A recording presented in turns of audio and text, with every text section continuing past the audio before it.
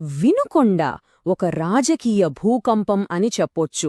91.6% voting అంటే ప్రజలు ఎంతో స్పష్టమైన తీర్పు ఇచ్చారు. అయితే ఈ అంకెల వెనుక ఉన్న అస్సలు కథేంటి? ఈరోజు మన విశ్లేషణలో వినుకొండ ఎన్నికల ఫలితాల్లోకి లోతుగా వెళ్లి ప్రజలు పంపిన సందేశాన్ని డీకోడ్ చేద్దాం. సరే, ముందుగా మనం మాట్లాడుతున్న ప్రాంతాన్ని చూద్దాం. ఇదిగో, ఇదే నియోజకవర్గం 99 వినుకొండ. సరిగ్గా పల్నాడు జిల్లా నడిబుడ్డునుంది. వినుకొండ, ఈపూరు, నూజెండ్ల, శావల్యాపురం, బొల్లాపల్లి ఈ 5 మండలాలు దీని పరిధిలోకి వస్తాయి. ఈ భౌగోళిక రాజకీయ పరిస్థితులే మన విశ్లేషణకు పునాది. ఈరోజు మన ప్రయాణం ఎలా ఉండబోతుందంటే, ముందుగా క్షేత్రస్థాయి వాస్తవాలు చూద్దాం. ఆ తర్వాత అంకెల రూపంలో ప్రజాతీర్పును అర్థం చేసుకుందాం. అసలు ఈ తీర్పు ఎందుకు మారింది? దీని నుంచి పల్నాడు వ్యాప్తంగా మనం నేర్చుకోవలసిన పాఠాలేంటి? భవిష్యత్ పాలన ఎలా ఉండాలి? చివరిగా అధికారమంటే అసలైన బాధ్యత ఏంటి అనే విషయాల్ని చర్చిద్దాం. సరే, ఇక మొదటి అంశంలోకి వెళ్దాం. వినుకొండ క్షేత్రస్థాయి వాస్తవాలు. ఇక్కడి ప్రజల గొంతుకను విందాం. ఎందుకంటే ఓటర్లు ఇక్కడ కేవలం ఓటు వేసి ఊరుకోలేదు. వాళ్లు చాలా బలమైన సందేశమిచ్చారు. ఆ చైతన్యమే ఫలితాన్ని శాసించింది. 91.6%. ఊహించండి, ఇది కేవలం ఒక అంకె కాదు, ఇది ఒక ప్రజా ఉద్యమంలాంటిది. వినుకొండ ప్రజలు తమ భవిష్యత్తును తామే రాసుకోవాలని ఎంత బలంగా నిర్ణయించుకున్నారో ఈ ఒక్క సంఖ్య చెప్తోంది. ఈ ఓటింగ్ సునామీ ఒక పెద్ద రాజకీయ మార్పుకు నాంది పలికింది. మరి ఇంత భారీ ఓటింగ్ తర్వాత వచ్చిన తీర్పు ఏంటి? ఇప్పుడు ఆ అంకెల్ని చూద్దాం.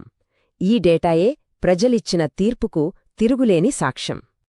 30,267. ఇదే ఫైనల్ మార్జిన్. ఇది మామూలు గెలిపోతుముల లెక్క కాదు. ఇది ఒక రాజకీయ ప్రకటన. 2019లో గెలిచిన పార్టీ ఇప్పుడు ఇంత భారీ తేడాతో ఓడిపోవడమంటే ప్రజల్లో ఎంత తీవ్రమైన ఆగ్రహముందో, వాళ్లు మార్పును ఎంత బలంగా కోరుకున్నారో అర్థం చేసుకోవచ్చు. ఈ చార్ట్ చూస్తే మనకసలు కథేంటో ఇంకా స్పష్టంగా అర్థమవుతోంది. చూడండి, వైఎస్సార్సీపీ ఓట్ల వాటా 2019లో 54% ఉంటే 2024కొచ్చేసరికి 42%కి పడిపోయింది. అంటే దాదాపు 12% ఓట్లు తగ్గాయి. అదే సమయంలో టీడీపీ ఓట్ల వాటా ఏకంగా 55%కి పెరిగింది. ఇది కేవలం ఓట్ల బదిలీ కాదు, ఇది ప్రజల నమ్మకంలో వచ్చిన ఒక పెద్ద మార్పు. అంటే మొత్తం మీద మనం చూస్తే ఇది దాదాపు 30 పాయింట్ల స్వింగ్ అనమాట. అధికారపక్షం కొత్త ఓటర్లను ఆకర్షించటం పక్కన పెడితే 2019లో తమకు ఓటేసిన వాళ్లల్లో దాదాపు 16% మందిని కోల్పోయింది. దీన్నే మనం రాజకీయ భూకంపం అనేది. దీని ప్రభావం చాలా కాలముంటుంది. సరే, ఫలితమేంటో మనకు అంకెల రూపంలో స్పష్టంగా కల్పించింది. కాని అసలు ప్రశ్న ఏంటంటే, ఇలా ఎందుకు జరిగింది? ఈ తీర్పు వెనుకున్న కారణాలేంటి? ఓటర్ల అసంతృప్తికి మూలాలెక్కడున్నాయి? ఇప్పుడు ఆ విశ్లేషణ చేద్దాం. ఏ రాజకీయ పార్టీకైనా కొన్ని బలాలు, కొన్ని బలహీనతలు ఉంటాయి. ఇక్కడ చూస్తే సంక్షేమ పథకాలే పార్టీకి పెద్ద బలం. కాని అదే సమయంలో ప్రభుత్వంపై తీవ్రమైన వ్యతిరేకత, నాయకత్వం మీద అసంతృప్తి ఇవి పెద్ద బలహీనతలుగా మారాయి. దీనికి తోడు టీడీపీ పుంజుకోవడం, సొంత పార్టీలోనే అసమ్మతి ఇవన్నీ కలిసి ఓటమికి దారితీశాయి. మరి ఈ ఓటమికి ప్రధానంగా 4 మూల కారణాలు కనిపిస్తున్నాయి. 1.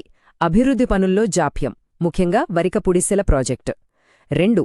వ్యవసాయ సంక్షోభం, అంటే పంట నష్టాలు, రైతుల ఆత్మహత్యలు. 3. శాంతిభద్రతల సమస్య. 4. క్షేత్రస్థాయిలో పార్టీ కేడర్ నీరుగారిపోవడం. ఈ 4 ఒకదానితో ఒకటి కలిసి ఓటమిని ఖరారు చేశాయి. ఆకాశం వర్షమివ్వదు, ప్రభుత్వం ఉపశమనం ఇవ్వదు. ఈ మాటలు వినండి. పల్నాడు పొలాల్లో ఒక రైతు గొంతేది. ఇందులో ఎంత ఆవేదనందో అర్థం చేసుకోండి. అప్పులు, ఎండిపోయిన పంటలతో బాధపడుతున్న రైతులకు ఇది కేవలం ప్రభుత్వ పాలసీ కాదు, వాళ్ల బతుక్కు సంబంధించిన సమస్య. క్షేత్రస్థాయిలో నిరాశకు ఇది అద్దం పడుతోంది. ఇక్కడొక ఆసక్తికరమైన విషయముంది. ఒకవైపు పార్టీకి రైతు భరోసా, నాడు నేడు లాంటి బలమైన సంక్షేమ పథకాలున్నాయి.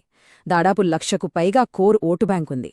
మరోవైపు అభ్యర్థి వ్యక్తిగత ప్రొఫైల్, అంటే ఆయన ఆస్తులు, ఆయనపై ఉన్న క్రిమినల్ కేసులు.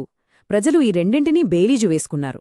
చివరికి సంక్షేమం కంటే నాయకుడి జవాబుదారితనానికి ఎక్కువ విలువిచ్చారు. ఇది చాలా ముఖ్యమైన విషయం. ఎందుకంటే మన రాజ్యాంగం ప్రకారం సమాచారం తెలుసుకుని బాధ్యతాయుతంగా మాట్లాడటం, ఓటు వేయడం ప్రతి పౌరుడి హక్కు. ఆ స్పృహతోనే ప్రజలు ఈ నిర్ణయం తీసుకున్నారు. సరే, ఇప్పటివరకు మనం చూసింది వినుకొండ కథ. కానీ ఇది కేవలం ఒక్క నియోజకవర్గానికే పరిమితమా? లేక ఈ సమస్యలు పల్నాడు జిల్లా అంతటా ఉన్నాయా? ఇప్పుడు మన విశ్లేషణను కాస్త విస్తృతం చేసి ఆ ప్రశ్నకి సమాధానం వెతుకుదాం. పల్నాడు జిల్లాలోని ఇతర నియోజకవర్గాలను గమనిస్తే దాదాపు ఇదే తరహా ధోరణులు కనిపిస్తున్నాయి. ఒంగోల్లో బీసీ కాపు యువతను నిర్లక్ష్యం చేశారనే భావన ఓటమికి కారణమైంది. మార్కాపురంలో సంక్షేమ పథకాల ప్రచారం తగ్గడం ప్రభావం చూపింది. అన్నింటికన్నా ముఖ్యంగా ఎన్నికల సమయంలో జరిగిన హింస అధికార పార్టీ ప్రతిష్టను దారుణంగా దెబ్బతీసింది. అంటే నిర్లక్ష్యం, నిరాశ, అభద్రత ఈ 3 అంశాలు జిల్లా వ్యాప్తంగా ప్రభావం చూపాయన్నమాట. సరే, ఇప్పటిదాకా మనం సమస్యల గురించి, వాటి కారణాల గురించి మాట్లాడుకున్నాం. ఇప్పుడు పరిష్కారం వైపు చూద్దాం. ఈ ఓటమి నుంచి పాఠాలు నేర్చుకుని ప్రజల నమ్మకాన్ని తిరిగి ఎలా పొందాలి? ఇది కేవలం ఒక పార్టీ పునరుజ్జీవనం కోసం కాదు, మెరుగైన పాలన కోసం ఒక బ్లూ ప్రింట్. దీనికోసం ఒక చతుర్ముఖ వ్యూహాన్ని ప్రతిపాదించవచ్చు. మొదటిది శివతత్వం, అంటే నాశనం చేయడం. దీన్ని నిర్లక్ష్యాన్ని, అవినీతిని, అహంకారాన్ని, జరిగిన తప్పులను బహిరంగంగా ఒప్పుకుని విశ్వసనీయతను పునరుద్ధరించుకోవాలి. రెండవది విష్ణుతత్వం, అంటే పరిరక్షణ. ప్రజలకు మేలు చేస్తున్న పెన్షన్లు, నాడు నేడులాంటి ప్రధాన సంక్షేమ పథకాలను కాపాడుకోవాలి, వాటిని కొనసాగించాలి. ఇక మూడవది బ్రహ్మతత్వం, అంటే సృష్టించడం.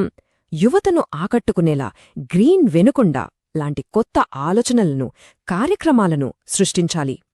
నాల్గవది దుర్గాతత్వం, అంటే రక్షించడం. పార్టీని నమ్ముకున్న కార్యకర్తలను, బలహీన వర్గాలను అన్ని రకాల బెదిరింపుల నుంచి కాపాడుకోవాలి. వారిలో ధైర్యాన్ని నింపాలి. ఈ 4 కలిస్తేనే పునరుజ్జీవనం సాధ్యం. మరి ఆచరణలో ఏం చెయ్యాలి?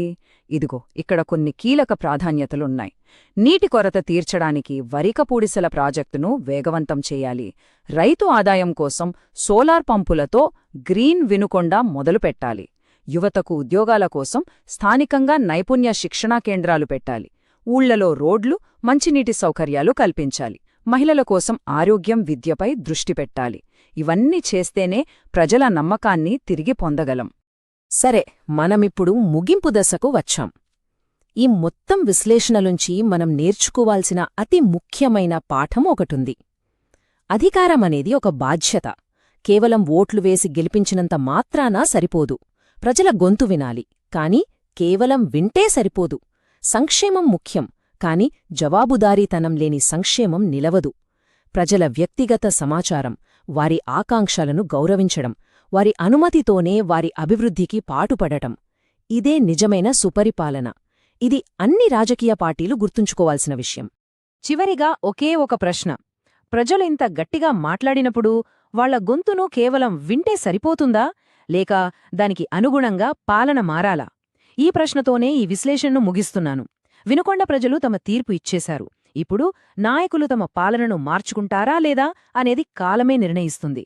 మీరు ప్రజల కేంద్రంగా పనిచేసే నాయకులుగా ఎదగాలనుకుంటే, మీ నియోజకవర్గాన్ని అభివృద్ధి పదంలో నడిపించాలనుకుంటే blueprintstrategies.ai ని mgr@blueprintstrategies.ai వద్ద సంప్రదించండి లేదా 08042041602 నంబర్కి కాల్ చేయండి. Purpose beyond politics.